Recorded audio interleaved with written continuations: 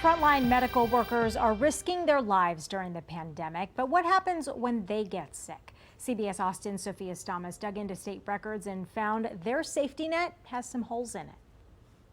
We call them heroes, warriors on the front lines.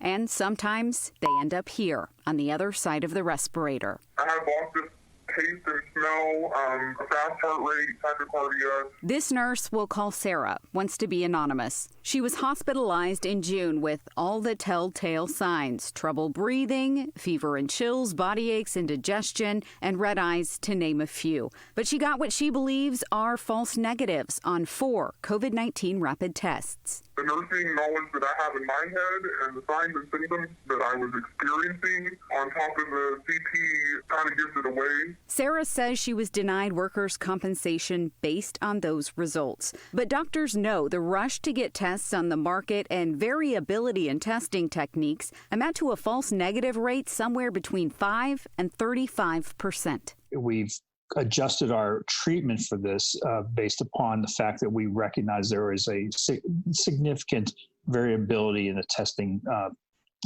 false negative rate. If you have a patient, they have a lot of the COVID-19 symptoms and that test comes up negative, how do you respond to that? So I think that most practitioners have recognized that if you've got somebody that has the symptoms that are very suggestive of COVID, that they're COVID until proven otherwise. And if a false negative or a negative testing doesn't preclude the fact that the patient has COVID. I pulled Texas Department of Insurance documents showing that more than 1,500 Texas hospital workers have filed workers' compensation claims related to COVID-19 since March.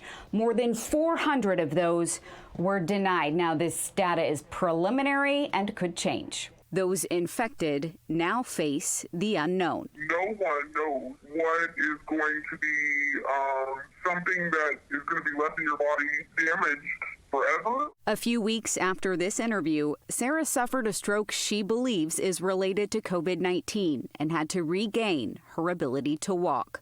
I'm Sophia Stamas for CBS Austin.